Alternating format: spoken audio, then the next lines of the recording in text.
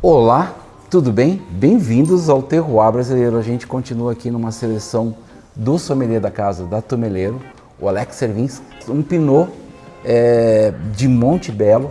Alex, é contigo. Bela garrafa, hein? Bonita a apresentação. Todos os rótulos dele seguem esse padrão, muda as cores, mas é bacana. Casa Marques Pereira, que nós temos o Pinot Gran Reserva.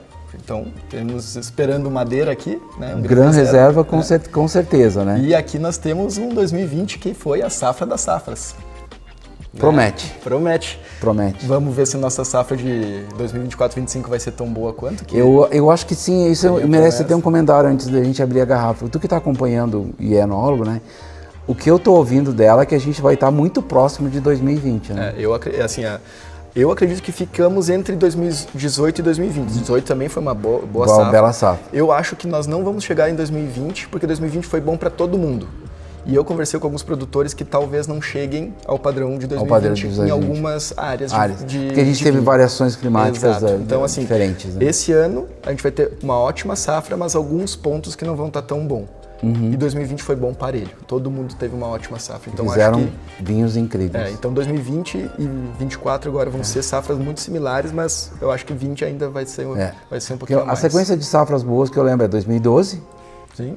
Que, né, depois de 2016 teve alguma coisa, 2018 e 2020. Né? Isso. E daí as últimas duas safras foram muito difíceis para nós. Finalmente a gente fez os enólogos trabalhar nas últimas duas safras. É aquela, né? É fácil fazer um vinho ruim. É difícil fazer um vinho bom. Exatamente. Aqui a gente já tem um fechamento com cera. Tu é do time que tira a cera, tu é do time que abre a rolha sem tirar a cera? Cara, dos dois jeitos. Depende da grossura da cera. Normalmente eu tento tirar a cera, tá? Pra facilitar, mas... Eu também acabo tirando, mas tem gente que acaba deixando a cera. Eu acho que é uma questão estética, mas eu sempre tiro, como tu, pra evitar...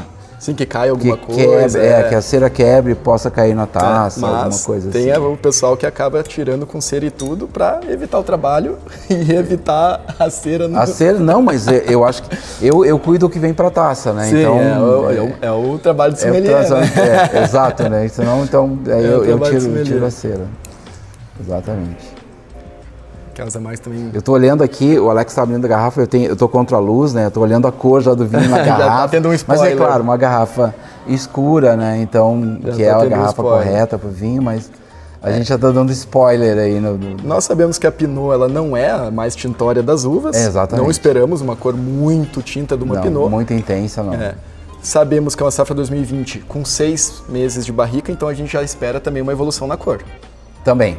Então, sabemos que... Mas aí tem a cor vai estar característica a esses detalhes, a essas propriedades. Então, a gente já espera algumas coisas e olhando da garrafa, a gente sabe que não vai ser o mais tintório dos Pinots. Não, é bem tranquilo.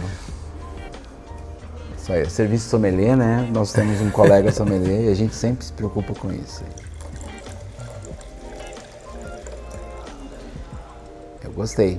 Eu sempre falo nos meus programas, esse é um dos sons que eu mais gosto na vida. É bonito. O vinho descendo na taça, né?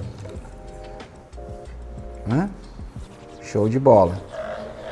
Vamos lá, vamos provar esse vinho aqui. Bom. Gostei da cor? A gente tem uma corzinha de Pinot bem bacana. E mostra a idade dele, mas a evolução até pela borda dele. Pela borda, já reflexos alaranjados, né? Que demonstra a evolução do vinho, mas isso... Muito pelo contrário, não é um defeito, é uma qualidade, tá? Em função do tempo de garrafa. Lembrando o que o Alex comentou, o Pinot não é uma uva tintória, né? Ele não vai ter esse impacto. E na realidade a gente espera que o Pinot tenha essa cor. Sim, uma intensidade mais baixa.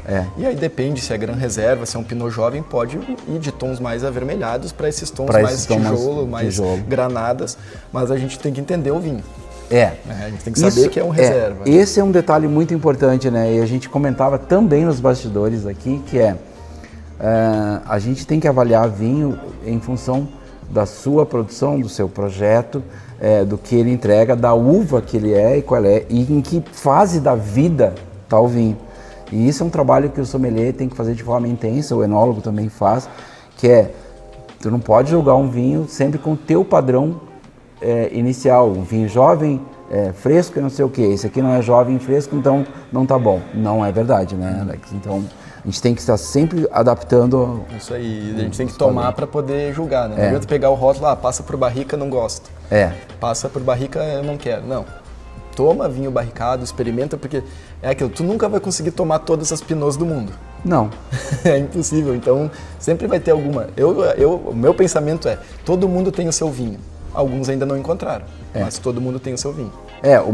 Eu sempre falo isso nessa linha, o melhor vinho do mundo é o vinho que tu gosta. É isso aí. É o vinho que tu gosta. É sempre, né? Vamos lá. Bem aromático. Bem aromático. Bem aromático. Já vemos que ele é evoluído, né? 2020 com barrica. Sim. Mas ele preservou as características dele e ele entrega exatamente a idade dele na evolução. Muito bom.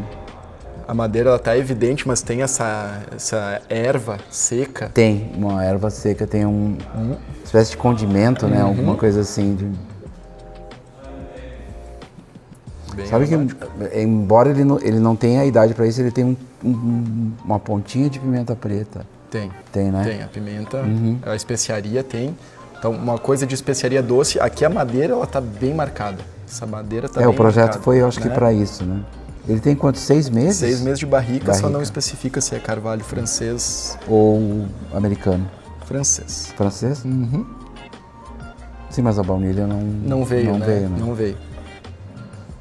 Aí depende da tosta também. A barrica... Barrica é um programa incrível. A parte. Gostei. E ele vai abrindo. Vai. Esse, mesmo sendo um Pinot, eu recomendo um decanter. Poderia? Né? Poderia, mas aí eu não deixaria no decanter, eu só passaria pro decanter e serviria. Perfeito. Perfeito. Eu acho que tu poderia dar daquela oxigenada básica e servir, né? Então bota uma quantidade menor do decanter para poder fazer o serviço e manter. Caberia até aqueles decanter de garrafa. Aqueles aerador. Também sim, um aerador de garrafa. O pessoal tem preconceito, mas funciona super bem. Não, eu acho que ele oxigena bem o vinho, funciona. Né? Eu acho que o preconceito talvez seja por agitar o vinho um pouco mais, né? Tem o pessoal que, eu prefiro o decanter. Ok.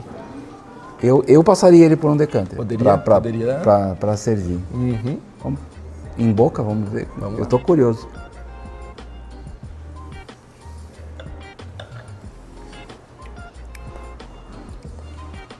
Bom volume, uma boa acidez.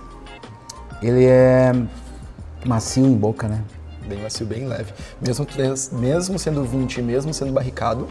Ele tá macio em boca. Não a acidez está equilibrada, ele continua salivando.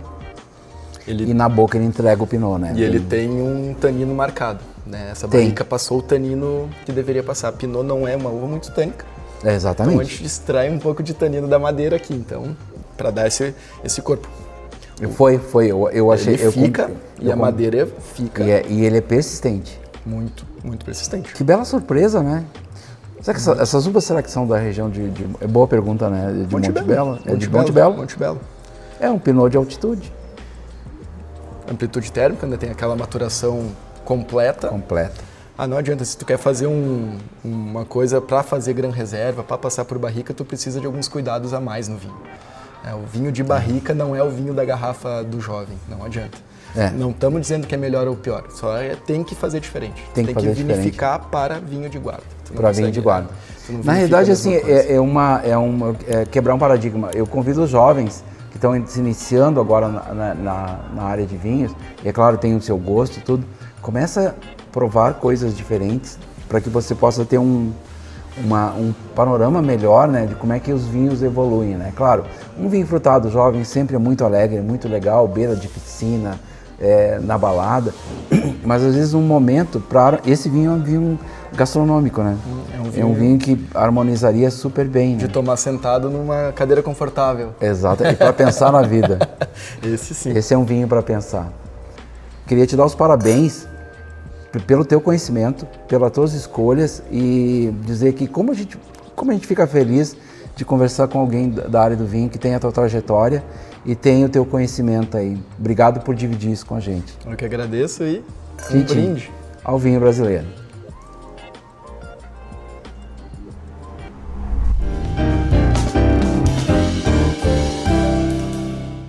Ó meu Rio Grande de encantos mil, disposto a tudo pelo Brasil. Querência amada dos parreirais, da uva vem o vinho, do povo vem o carinho, bondade nunca é demais. O setor vitivinícola é a principal fonte de renda de muitas famílias do Rio Grande do Sul. Compre produtos gaúchos e nos ajude a continuar escrevendo os versos dessa história. Com Cevites RS e CEAP RS. Beba com moderação.